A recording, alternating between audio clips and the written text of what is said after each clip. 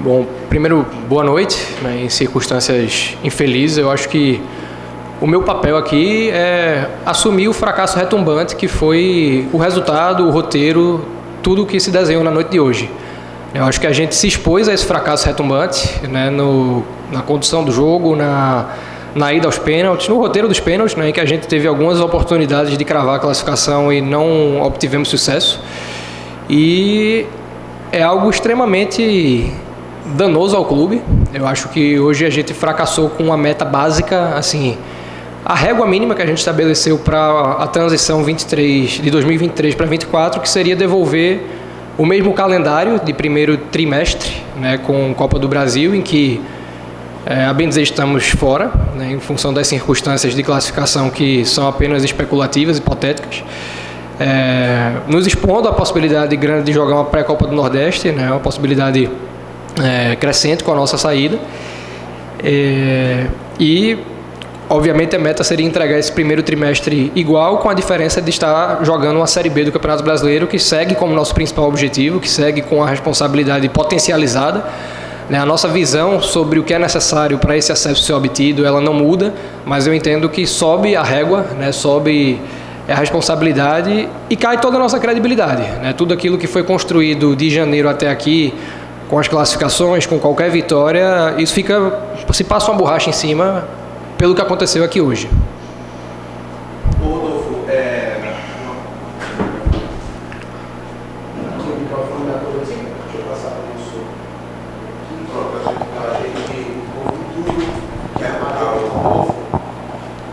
Ok aí, Rodolfo? Com essa subida de régua para a Série C, muda alguma coisa em relação a planejamento de reforços? De repente, vocês trariam 3 reforços, eu estou chutando, tá? E esse número pode subir através da análise do que aconteceu hoje? Ou segue o planejamento nessa questão, reforçar o elenco como estava antes da eliminação para o Salgueiro? Tarcísio, boa noite. É um jogo que, pelas circunstâncias em que aconteceram, eu acho que em determinado momento do jogo jogado, né, dos 90 minutos até o último pênalti que desperdiçamos, se viveu um jogo psicológico. E eu acho que a gente sucumbiu nesse jogo. Isso é algo que a gente precisa reavaliar, é algo que a gente precisa colocar em perspectiva. Eu acho que nesses jogos psicológicos do ano, nós vínhamos num momento bem positivo e nos impondo na maioria deles. E nos mais recentes eu acho que a gente fracassou. Nós todos, não falo do grupo de atletas apenas, mas de todo o processo. E eu acho que isso precisa ser reavaliado. Com relação à Série C, né, e o planejamento, ele segue em curso, né, o Náutico vem investindo significativamente em formas de se antecipar ao mercado, de captar melhor o mercado. Eu mantenho a leitura assim, irretocável em relação a qualquer última fala minha do processo de montagem de elenco, de eu achar e manter a opinião de que foi montado um grupo competitivo, um grupo com condição que se apresentou na partida de hoje de vencer a partida até com alguma autoridade, de se desenhar uma vitória com escala, né, de você administrar a partida. E aí é onde entra o jogo psicológico. Eu acho que a partir do gol tomado, talvez até um pouco antes, a gente sucumbe no jogo e a gente levou isso até a disputa penal, mesmo com a possibilidade da gente assumir, da gente classificar em diversos momentos desse embate. Mas no tocante a reforços, a gente iria se reforçar, independente da gente passar, da gente vir a vencer o campeonato, que era uma meta também, e não alcançamos. E esse fracasso, ele traz reflexões, mas eu não acho que muda a nossa visão sobre o elenco. É um elenco que a gente enxerga carências, é um elenco que é enxuto, quantitativamente falando. A gente não tem a condição orçamentária de ter um elenco com 4, 5 opções por posição. Algumas estão mais bem abastecidas, outras não. Mas a gente tem reflexões a fazer, não só em função do jogo de hoje, mas talvez das últimas 2 semanas. Rodolfo, boa noite. O que é que essa derrota muda no panorama da temporada do Náutico, e uma temporada que por muitos era classificada até então como boa? Dá para dizer que passa a ser classificada de outra forma após hoje? Boa noite, Osmar. Eu entendo que sim. Volto ao argumento que eu falei sobre a total perda de credibilidade. Talvez o jogo contra o ABC ele tenha sido um arranhão, né? E até então a gente estando no dia a dia, eu não tenho o que falar do grupo, né? Um grupo que não se abateu, um grupo que deu a mesma resposta que vinha dando nos trabalhos, né? No comprometimento, e que talvez nesse aspecto psicológico, talvez não é algo que eu estou cravando, é uma hipótese que eu estou levantando, que cabe discussão interna nossa, mas o peso disso, eu acho que ele apaga o que a gente conquistou. Ele não vai apagar, lógico, o embolso de liquidez que o clube teve classificando em Copa do Brasil. Ele não vai apagar a possibilidade que a gente tem de talvez avançar uma fase. A gente não pode perder isso, né, do nosso horizonte. O próximo jogo que a gente tem agora é contra o Cruzeiro. Infelizmente, a gente queria estar em condição de comemoração aqui e estar olhando já para o retrô. Mas eu acho que passa uma borracha no que a gente fez. Só que não pode ser uma borracha que valha para a gente. A gente não pode passar uma borracha no que nós entendemos que acertamos, no que nós entendemos que vem funcionando, porque a gente tem, né, toda a condição dentro da Série C, que é o nosso principal objetivo, de alcançar o acesso, fazer um campeonato competitivo e devolver o Náutico à Série B. E eu entendo que, alcançando essa meta, né, a gente alcança a nossa principal meta do ano, mas a gente leva um arranhão para 24 com essa virtual desclassificação da Copa do Brasil, por tudo que a Copa do Brasil representa. Né? A gente está vivendo esse benefício em função de ter recebido o calendário completo para 2023. Rodolfo, boa noite. Você vem falando, e a gente ouve muito todas as entrevistas tuas, da diretoria, da gestão, sobre processos. E vocês têm mudado muito os processos de tudo que é referente ao departamento de futebol profissional do Náutico nessa temporada. O começo, né, acho que até o final do primeiro trimestre, os resultados eram bons, como você falou, e a credibilidade acaba sendo completamente arranhada com o resultado de hoje. O que fazer a partir de agora? Pode ser que seja muito recente nesse momento, mas o que fazer agora perante torcida para que seja mostrado que, de fato, esse trabalho seguiu dessa maneira por uma linha, por um raciocínio, por uma crença, convicção de vocês em conjunto, quando tudo no futebol se depende de algo que é muito difícil de controlar, que é o resultado? No começo, não no começo do ano, mas no começo do trabalho, no final do ano que vem, no final do ano passado, perdão, eu falava muito sobre a gente não ter argumentos perante a torcida. Né? A torcida vinha de sucessivas decepções, né? Sobretudo na Série B, pela forma assim, dolorosa que foi um acesso, que foi o rebaixamento em último lugar e todo o contexto extracampo envolvido. E eu acho que, de novo, a gente só tem uma possibilidade, que é a conquista de resultados. Eu sei, assim, do quão importante é esse acesso, e eu sei que isso não tira o abraço que a torcida do Náutico tende a dar, que eu tenho certeza que vai dar, numa meta de Série C, né, de subir. Só que a gente não pode fazer, e a gente, a bem dizer, nunca fez, de qualquer resultado, seja na Copa do Nordeste, na primeira classificação, na classificação que obtivemos na Copa do Brasil, em qualquer uma das duas, um fator de acomodação. A gente vinha, talvez, diminuto no ritmo de contratações, porque a gente entende que não há necessidade de você estar trazendo jogadores toda semana, da gente estar... A gente não, uma coisa que a gente frisa muito no dia da gente é de parar de olhar para o elenco sempre procurando qual seria a próxima contratação, né? O que é que eu posso trazer de fora para incrementar o que está aí dentro. Não, a gente espera que essa demanda ela salte aos olhos, né? Está faltando uma coisa aí dentro, que dentro do elenco a gente não tem condição de oportunizar o treinador, e aí a gente vai em cima dessa característica. E eu acho que a gente não pode perder isso, Antônio. Eu acho que se a gente perde, a gente tira toda a possibilidade que o clube tem de investir mesmo em peças assertivas. Eu sempre falo muito que não é uma troca de manda um embora, sai outro. Você tem um custo rescisório, você tem um custo de passagem, você tem um custo de inscrição, né? Esses custos de inscrição eles podem variar de 3 mil a 6 mil a 12 mil. É uma coisa que varia muito do tipo de atleta que você está trazendo, e geralmente o tipo de atleta pedido eu quero um cara mais experiente, eu quero um cara de nome, pelo histórico que ele tem, até burocrático, de já ter rodado em vários locais, esse cara tem um custo de inscrição mais alto.